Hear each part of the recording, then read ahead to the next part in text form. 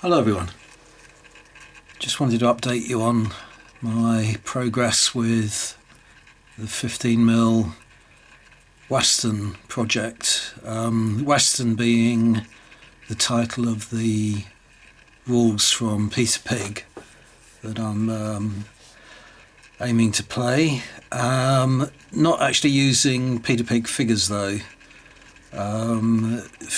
Got quite a lot finished in the last couple of weeks.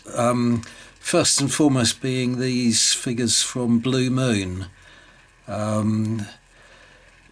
are a packet called Mounted Chieftains, titled Mounted Chieftains. 10 figures, all on horseback, as you can see, and they're all wearing some kind of headgear, mainly feather bonnets, but a couple of them have got horned headdresses.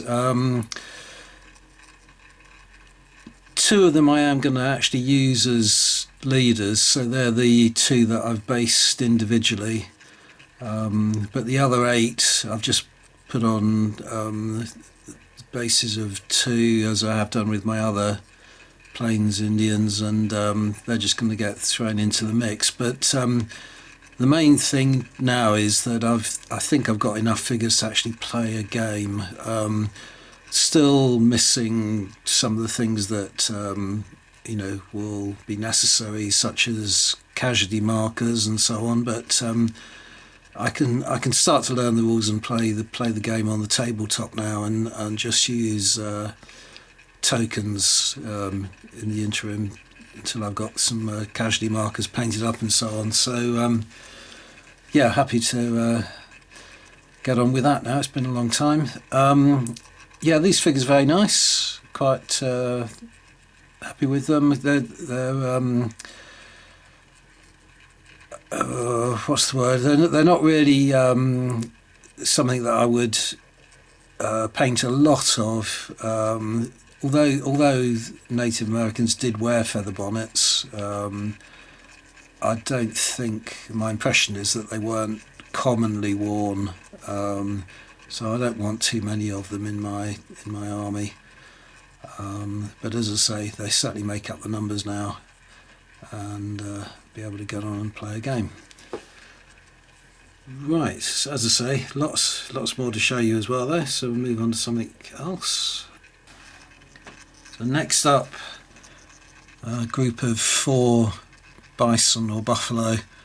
These are departure from Blue Moon. I've actually acquired these from Freycor, who have a range called Yellow Ribbon. Freycor actually sold through Quick Reaction Force nowadays, so they used to be based in Northern Ireland.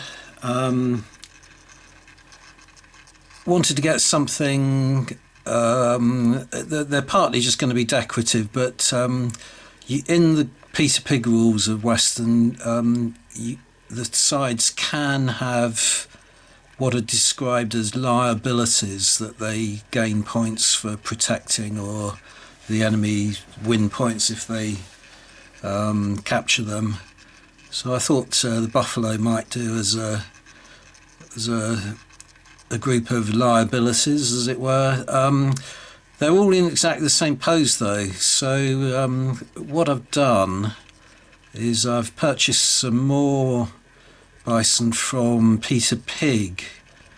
They do a packet of 6, and they only show an image of 1, and I was hoping that they would have varied poses, but unfortunately they don't.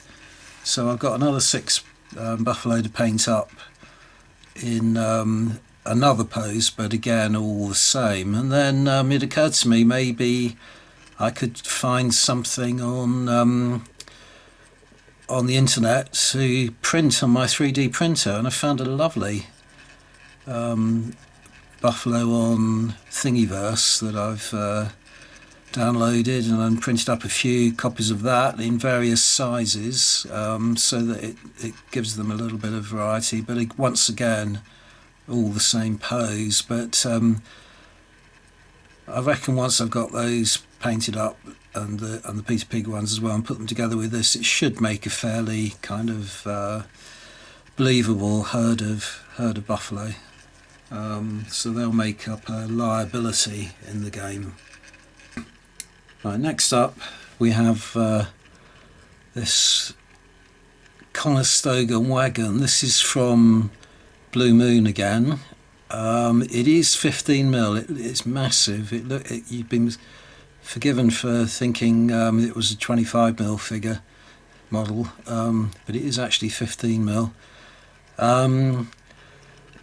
Little bit kind of out of place. I'm going to use it as a liability for one faction or another, but as I said, it's a little bit out of place in that Conestoga wagons were more common in the sort of further east and in the earlier period than we traditionally associate with the West, but it is in Blue Moon's Old West section, although, as I say, it comes with a figure which is quite clearly more sort of suited. He's got a sort of tricorn hat, so it's more suited for the 18th century, and the figure, when it comes around again, it will give you an idea of how big this model actually is and how massive these wagons were in real life.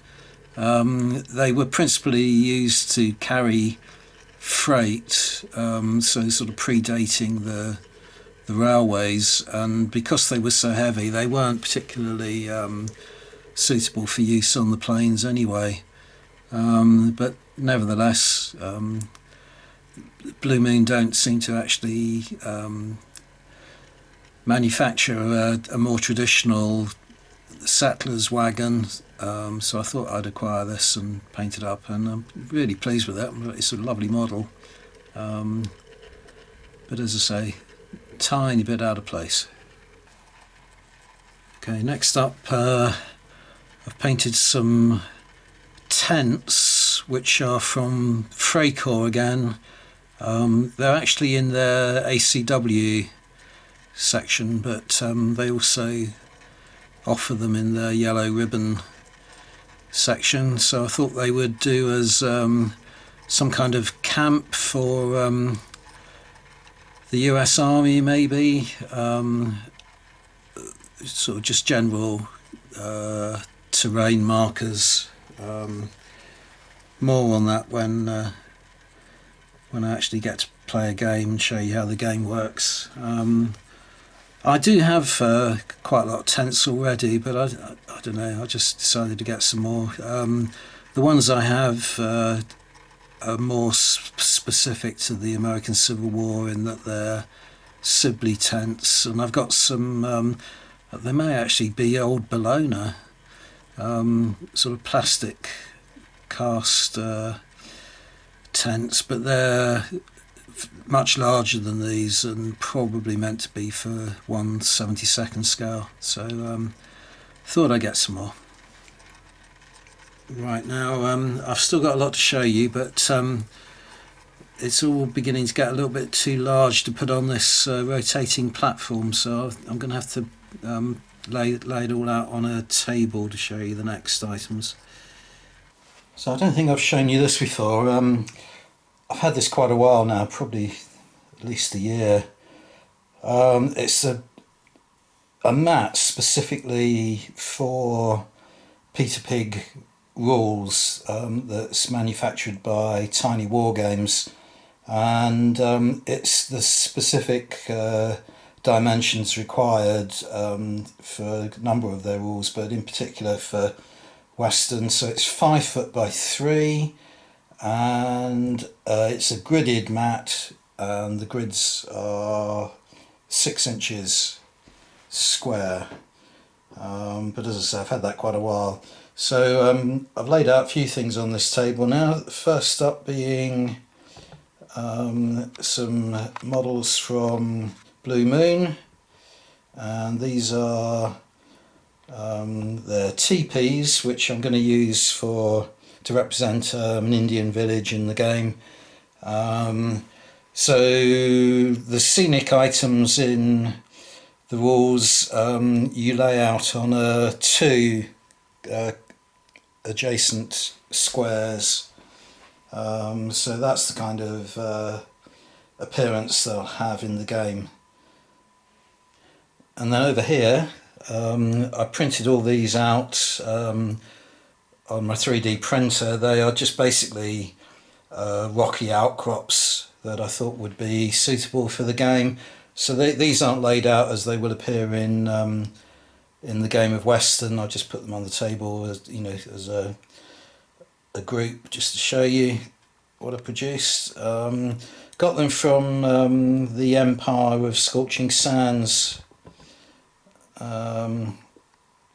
folder, and just reduced them down in size so that they're sort of theoretically 15mm in scale in comparison to how they are in the folders. But of course rocky outcrops could be I mean, they're scaleless really. So the two little ones at the front there probably use as just markers on individual squares to represent partial cover, but the other ones are sort of grouped together on two adjacent squares to represent sort of scenic areas, probably maybe impassable terrain or difficult terrain or something like that. But yeah, they're quite handy to have as well. And then on to the next thing. Okay, so I'm really pleased with this. This is printed on my 3D printer from files I obtained from Nazhevitz Model Bow, so their American Civil War range. It's a train, obviously, as you can see.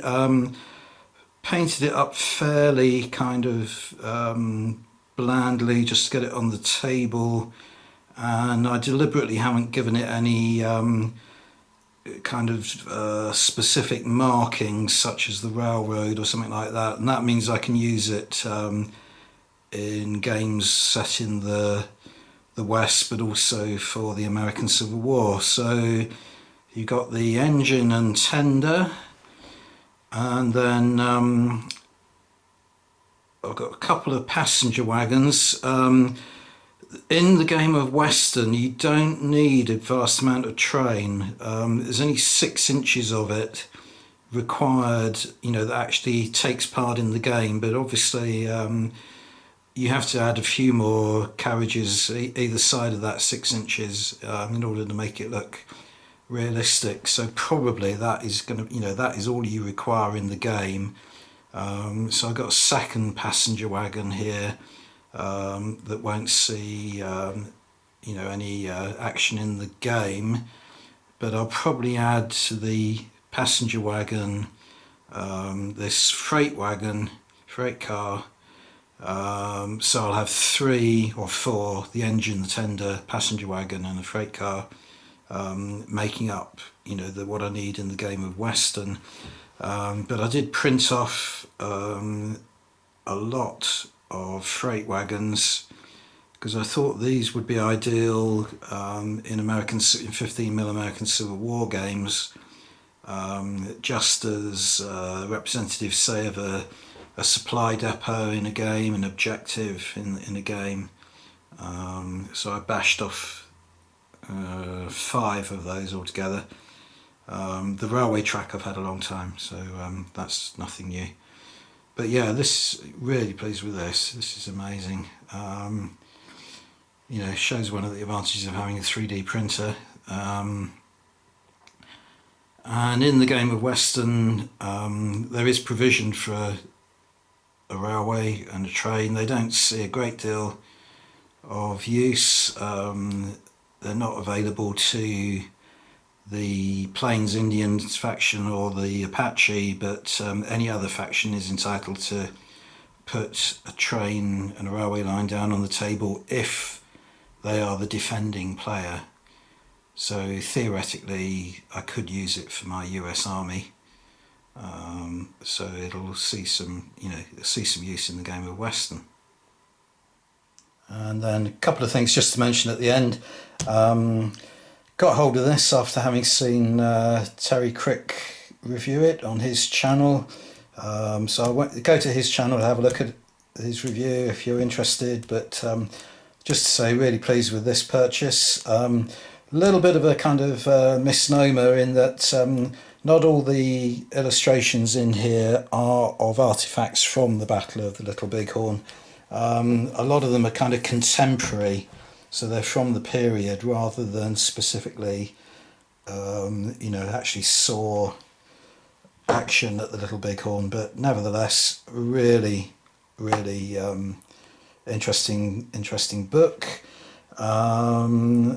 So I've now got, as I say, I've now got enough figures to try a game of Western out. So I'll just rehearse the rules a little bit, and then I'll be showing you a battle report on that, hopefully. And finally, really interested to see that Bacchus, the 6mm company, are about to release, or resurrect rather, a set of rules called Pony Wars, which were originally published in the way back in the 1980s, and although they're now going to sort of slot in with the range of 6mm figures that Bacchus do, they were originally intended for 15mm, so my figures would be perfect for it, and the rules haven't been rewritten in any way, so I don't see how that will have changed. And the other interesting thing about them is that they're a kind of cooperative game where all the players play against the Indians, so I'm hoping that that means that it will be an easy game to play solo. So looking forward to those coming out. I think they're due to be published in the autumn, so not long to wait for those. So that's it. That's everything I've got to show you. Thanks so much for watching, and see you soon. Bye for now.